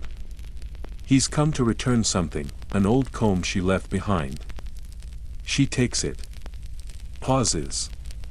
Then gently closes the door. You breathe in the dusk air, feeling the wisdom in it. The Vikings understood that ending a marriage wasn't failure. It was change. Necessary, sometimes even brave. Love can be lightning. Or it can be wind, gone before you know it, but remembered all the same. The air has shifted again. The past few days have been quiet, too quiet. Even the gossip seems to have thinned, like smoke trailing off into mist. But now, a new kind of tension simmers beneath the surface of daily life. The glances are sharper, voices lower. And you start to realize, not all love is sweet or silly. Sometimes, Viking romance turned dangerous. You wake to the sound of boots pounding past the Longhouse. Someone's shouting. The whispers that follow are sharp. He stole her away in the night. Her brothers will have blood for this. Foolish girl, following a traitor like that. This morning, you'll witness one of the most taboo, complicated, and dangerous episodes in Viking culture: elopement. On paper, Viking marriages were structured around negotiation, legal contracts, and family consensus. But not every couple was willing to wait for everyone to agree. Lovers, young, stubborn, occasionally reckless, sometimes ran away together. And when they did, they risked more than disapproval, they risked feud, because here, marriage wasn't just a private arrangement, it was a political act. It joined families, transferred land, shifted power. So when a daughter fled with a man her kin hadn't approved, it wasn't just scandalous. It was war bait. You watch as a group of men ride out from the village, swords strapped high, anger buzzing behind their eyes. They're not just fathers or uncles. They're warriors now, enforcers of family honor. Historians still argue whether these elopements were truly rare or just underrecorded. Most of what we know comes from Icelandic sagas, where star-crossed lovers abound. But for every tale of passion and escape, there's a grim aftermath: broken alliances, vengeful raids, long grudges passed down like heirlooms. Take the tale of Halla and Orstian. She was the daughter of a chieftain. He was a wandering poet with little land but an unbeatable jawline. They eloped during the harvest festival. Her brothers found them 2 weeks later, married, yes, but defenseless. Orstian was slain. Halla was dragged back home. She never spoke again, but then there's the story of Sigrid and Eric. She ran. He ran. Her father gave chase. But the couple found shelter with another powerful family, one who welcomed the match, soothed tempers with gifts, and even brokered a new trade alliance. The result? A stable marriage and more goats for everyone, so, it wasn't always tragic. But it was always risky, the lovers in your village. They didn't get far. By sunset, the girl is back, ashamed, defiant, her hair undone. Her family won't speak to her yet, but her mother leaves soup by her bed. A small mercy, her suitor is less lucky. He's bruised. Banished. Sent from the village with no horse, no coin, and only a single blanket. You catch a glimpse of him as he trudges into the trees. He doesn't look back. You might think that's the end of the story. But love has many forms. And sometimes, it turns sharp. Let's talk jealousy, revenge, and romantic violence. The Viking world was one of reputation, honor, and tightly wound social circles. When those bonds snapped, things got messy. You overhear a tale by the fire, a man who discovered his wife was meeting her childhood friend. Alone, in secret. Instead of confronting her, he waited. Then challenged the friend to a home gang, a ritual duel. The friend declined. The husband called him a coward in front of the village. No one spoke to the friend after that. In another saga, a jilted woman poisons her ex-lover's drinking horn, then changes her mind and drinks it herself, laughing bitterly. Her last words: "Let no man say I was weak." Quirky? Perhaps. But this was a world where emotion and action were closely tied. To be humiliated in love could destroy a man's standing, or a woman's. Retaliation came in many forms: duels, curses, public shaming, even exile, one bizarre fringe practice. Ritual mockery poems. Called nid verse, these were public insults composed in rhyme, accusing someone of cowardice, betrayal, or worse. A spurned lover might spread a nid to destroy someone's reputation. And once the verses spread, it was hard to recover. The line between love and vengeance blurred easily. Especially when family got involved. Brothers defended sisters. Cousins avenged cousins. An insult to one was an insult to all. A kiss given too freely could spark years of bloodshed. Still, not every tale ends in tragedy.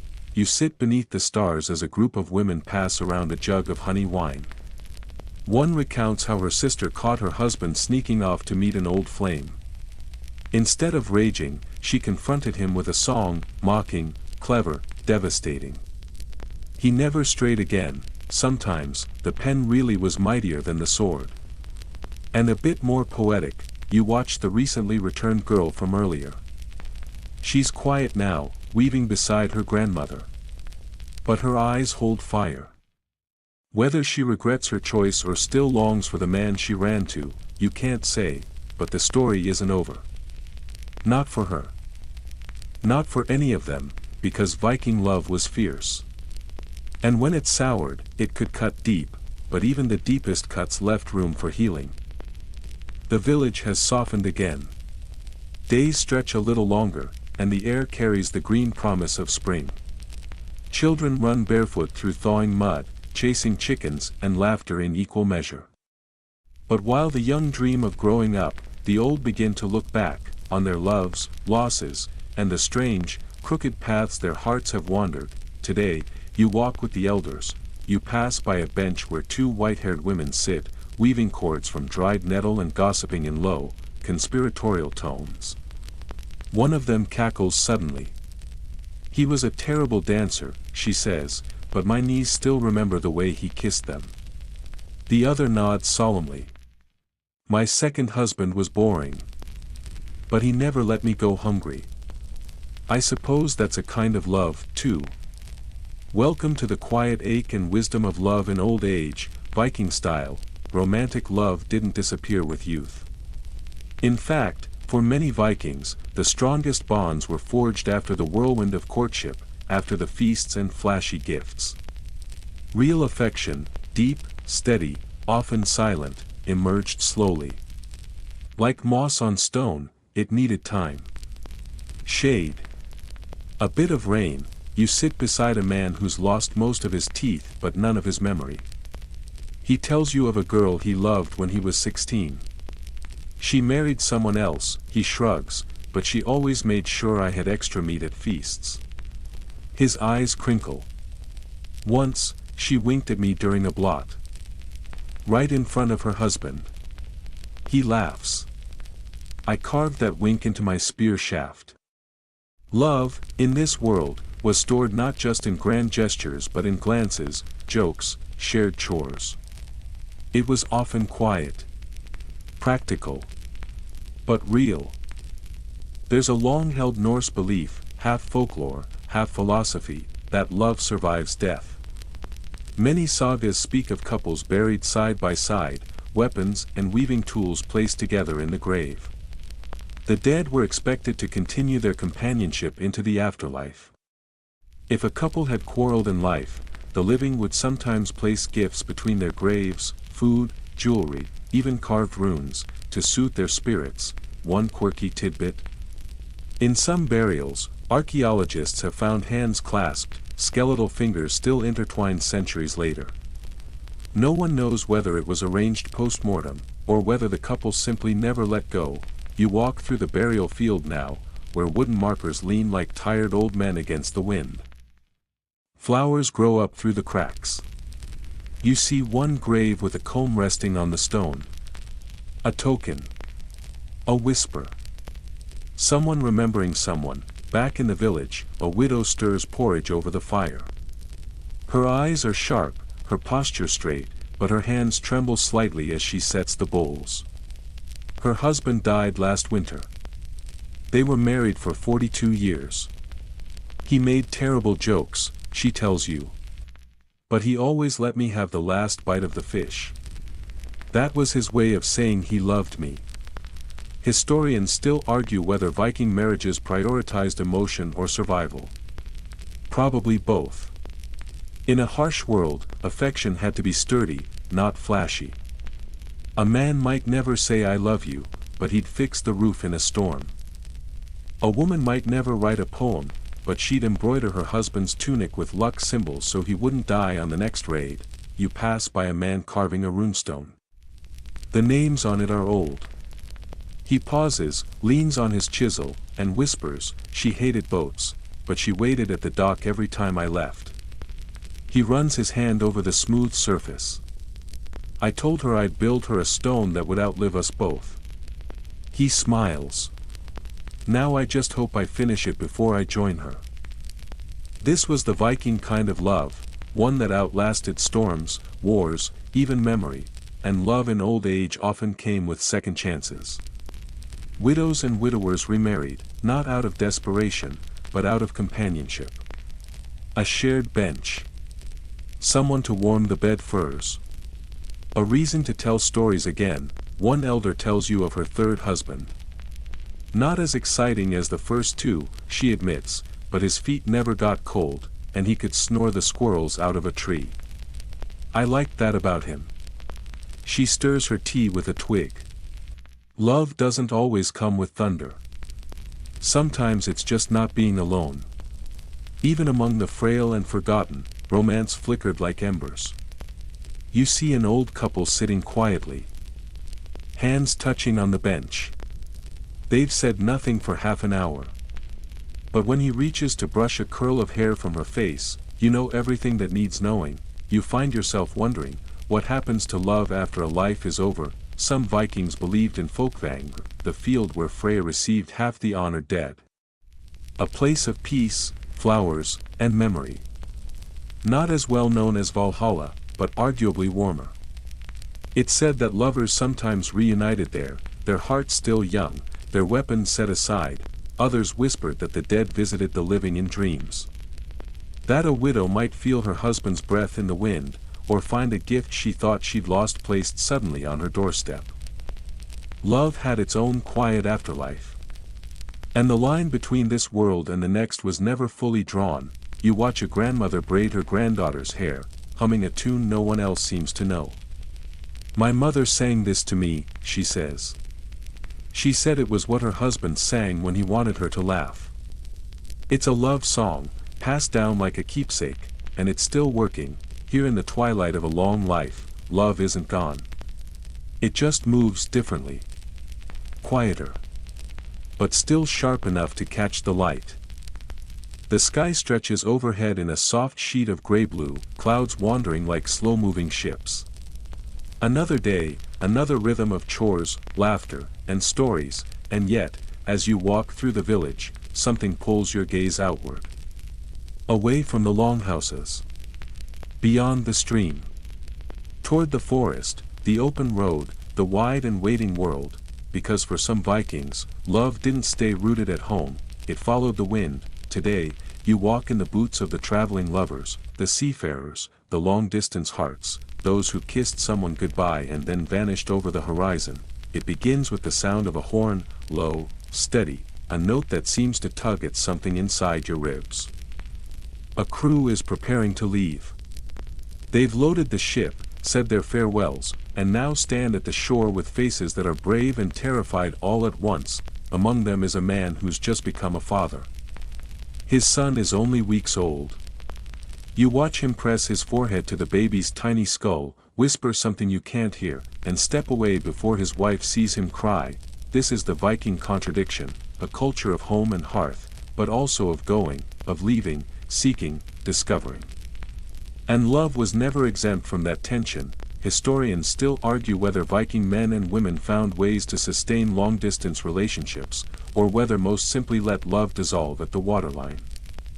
But sagas and letters, grave goods and gossip, all suggest the same thing. Absence didn't mean amnesia. You hear of a woman who waited 5 winters for her husband to return from a trade journey. She turned down every suitor. Told them, his boots are still by the door. And sure enough, in the 6th year, he came back. Missing 2 fingers, yes. But very much alive. Of course, not all stories end that neatly. You hear of lovers separated by storms, captured in foreign lands, or simply gone without a trace. One fringe tale tells of a woman who married a man she believed dead, only for him to return a decade later. Her new husband challenged him to a duel. The first husband won.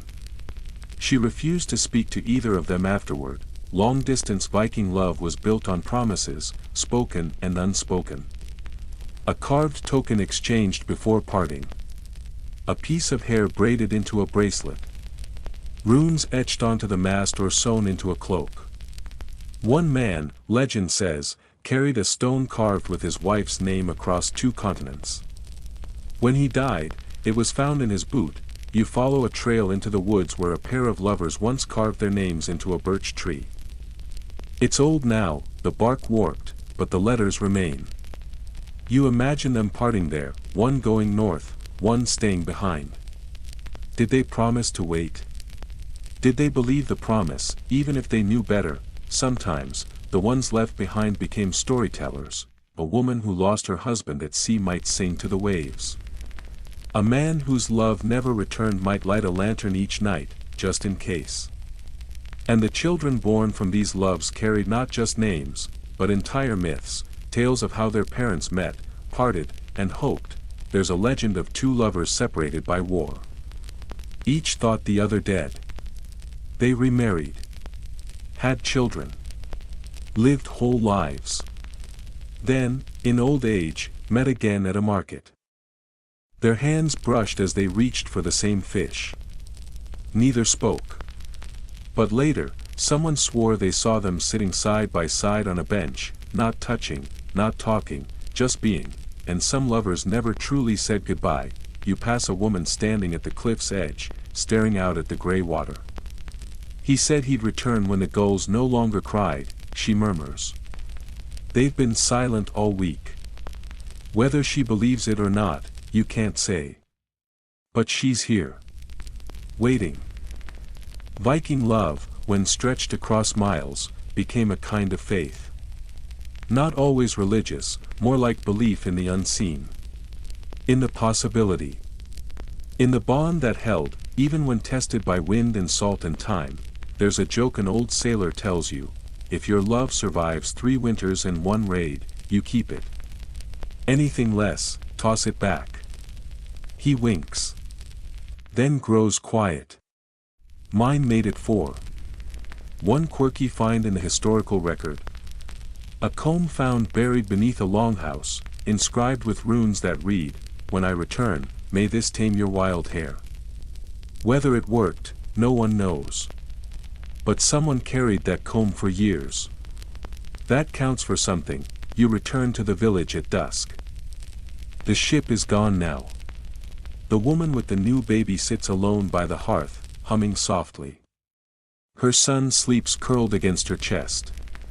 She's wrapped in a cloak that smells faintly of pine and sea. Above the door hangs a charm, dried lavender, a raven feather, and a seashell. It sways gently in the wind. Even here, even now, the air carries the scent of longing. Love, for the Vikings, wasn't always close. But even when it drifted across oceans, it never vanished. It adapted. It waited. It carved itself into things, wood, stone, bone, memory, and sometimes, it came back on the tide. Rain drums softly on the thatched roof, slow and steady, like the heartbeat of the earth itself. The village has turned inward, fires are lit, wool is being spun, and even the livestock seem subdued. But you, curled up near the hearth, begin to feel it, that tug again. That wondering. That whisper. What else did the Vikings believe about love? Today, you ease into the strange, shadowy world of Viking love magic and the supernatural, because while Norse culture was rooted in practical things, axes, boats, goats, it was also laced with deep threads of mysticism. And when it came to love, not everyone left matters to chance. Let's start with Seidr, the old magic. Seidr was a kind of ritual sorcery. Dreamlike, dangerous, often performed by women called Volar or Psychona. These were the witches, the wise ones, the feared ones. They could see the future, speak to spirits. And sometimes, meddle in matters of the heart. You're told of a woman who once loved a man above her station. He didn't notice her. So she went to the forest, gathered 9 herbs by moonlight, and wove them into a cord. She whispered his name with every knot. Later, she left the cord under his bed. Within 3 days, he was carving her initials into his axe handle. Coincidence? Maybe. Historians still argue whether Seidr was widespread or practiced only by the fringe. Some say love magic was rare and disreputable. Others believe it was common, just quiet. Not every spell was shouted from mountaintops. Some were whispered through keyholes, and here's the kicker, men who practiced love magic were often mocked. Why? Because Seidr was considered a feminine art. Powerful, yes, but also taboo for male practitioners. Odin himself was said to have learned it from Freya, but even he caught shade for it in the sagas. That's right, even the All-Father couldn't escape gossip, but women? Oh, they wielded it. One fringe tidbit. Some love spells involved collecting sweat, from a man's shirt, his saddle, even his pillow, and mixing it with herbs, honey, and incantations. A drop of this concoction, slipped into a drink, was believed to stir longing. Or at least, make him dream of the spellcaster. You pass a woman hunched over a steaming pot. She hums a tune you don't recognize. In the steam, you swear you see a shape, two figures holding hands, dissolving into mist. She looks up. Smiles. Doesn't explain, of course, love magic had a darker side, binding spells could force affection. Rune-carved bones might be buried beneath a bed to tie someone's heart, or worse, their will. Some even believed in curses of forgetfulness. Cast to make someone move on from heartbreak. Powerful stuff. Dangerous stuff, and risky. If discovered, a practitioner might be exiled. Or worse. The line between affection and manipulation was thin. And sharp, still, love and magic were rarely far apart. Even in healing rituals, affection played a role. A woman might lay her hands on her sick husband and sing a binding charm, not just to cure his fever, but to anchor his spirit to hers. In long winters, when death pressed close, even the skeptical whispered to the gods, you come across an old rune stone half buried in moss. Its inscription. A message to a lost lover, my fire lives where your name was spoken. A spell. A poem. A plea. Hard to say, in dreams, too, love lingered. Norse people believed dreams could carry messages, warnings, even glimpses of other lives. A widow might dream of her late husband and wake with the scent of pine smoke in her hair. A man might see a woman in a dream, then find her at a market weeks later, exactly as he saw her. You listen to a child telling a dream, I saw Mama walking in the snow with a man made of stars. They were laughing. No one corrects her. They just nod, like it might be true. There's also the gods, of course. Freya, the goddess of love, beauty, and seer, was often invoked in matters of the heart. Women prayed to her for passion, for fertility, for safe childbirth, and sometimes for vengeance. Because Freya was not all gentle sighs and roses. She wore a cloak of feathers, rode into battle, and wept tears of gold. She understood love in all its sharpness. Thor, oddly enough, was also invoked for love, especially in rituals of union and protection. A couple might have a hammer-shaped charm under their bed.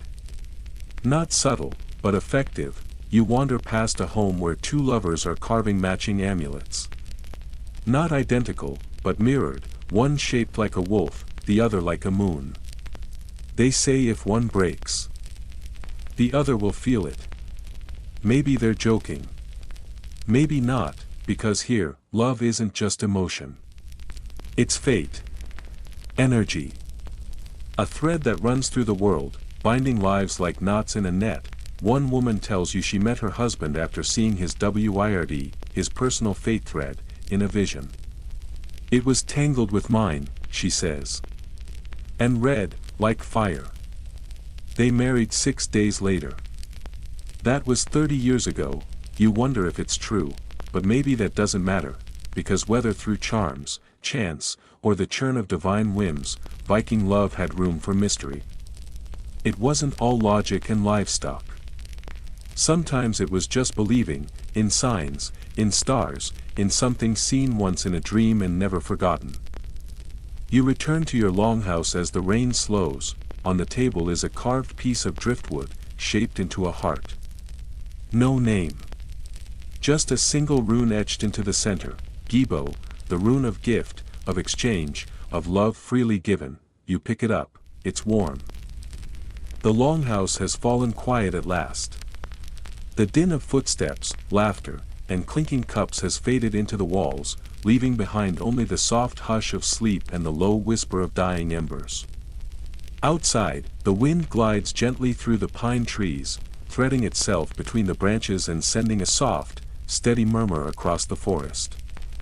It carries with it the scent of moss, damp bark, and the deep, earthy perfume of wet soil after a long day of rain. The fire in the hearth has burned low, its once bright blaze now reduced to a quiet glow. Shadows dance across the timbered walls in slow, flickering rhythms, as if replaying memories too old to speak aloud. They stretch and curl like stories told 100 times. Each one familiar but never quite the same. You settle deeper into your seat, feeling the weight of the night settling over your shoulders like a woolen shawl. The fabric of your cloak is rough and worn, textured like tree bark against your skin, but it comforts you. There is a quiet dignity in this stillness, in the hush that comes after a gathering. Tonight, you breathe in the sum of everything. The feasts filled with roasted meat and laughter. The weddings where flower crowns wilted under joyful tears. The whispered promises shared beneath a sky thick with stars. The broken vows carried like pebbles in pockets, worn smooth with time. The old magic, subtle and ever-present, hovering just beyond the edge of vision. You feel it all now, layered like threads in a tapestry, too tightly woven to separate. Because now, at last, you understand something deep and quiet and true. Viking love was never a simple tale. It was not the polished, tidy thing found in ballads or softened tales told to children. It was messy. It was wild. It was fierce and unguarded, tender and stubborn all at once. It clung to life in the harshest winters, grew bold in the glow of the summer sun, and echoed through every part of living. Like the intricate knotwork carved onto a shield or etched into a silver brooch, it wound itself into everything. You remember the shy smile of the bride beneath her crown of woven flowers, petals trembling in the breeze. The joy that rose like song from the mead hall, spilling out through the doors into the cool night. The quiet strength of the woman carrying her dowry chest, stepping over the threshold into her new life without falter. You see the men, rough and weathered, carving runes into stone to mark the names of those they had loved and lost. You recall the bitter curses muttered in the dark, spoken when hearts ached and healing seemed far away. You remember the hopeful charms sewn into pillows, tucked away like secrets, believed in like prayers. Love was survival in a world that gave no guarantees. It was the rope tied between two ships in stormy seas. It was rebellion in the face of war and fate. It was the act of reaching for warmth when the world turned cold. Love could be a battle, a shield raised not against others, but against loneliness. It could be a feast, shared with shaking hands. It could be a lullaby, hummed in the dark to someone who had not yet spoken your name. And sometimes, on the rarest and quietest of nights, it could be the softest thing in the world. Softer than fur. Softer than snow. Softer than silence. Your eyes begin to grow heavy now. The fire crackles gently, the last log giving in to the glow. You imagine the ancient fjords, black water stretching far beneath high cliffs. You picture the waves crashing with slow, powerful rhythm, beating like 1,000 hearts. You see sails unfurling against wind and sky, ships gliding into the horizon, their hulls creaking under stories yet to be written. You imagine those hearts, brave and unsure, beating beneath layers of tunics and furs. They found each other in the long night, in glances across firelight, in hands brushing at the well, in songs sung low and secret. They held on. Through war. Through storms. Through quiet goodbyes. You feel it now. Deep in your chest, an echo that hums beneath your own heartbeat. The whisper of their words. The curve of their smiles. The steady, unflinching weight of their love. This is Viking love. Not perfect. Never easy. But always alive. Always beating, always burning, even in the quietest corners of time. Now, dim the lights. Let your room grow soft around you. If you like, turn on a fan for that steady, comforting hum. Wrap the blanket close. Let your body sink, your thoughts slow, your breath find its rhythm, and let us ease together into tonight's journey. Sleep well.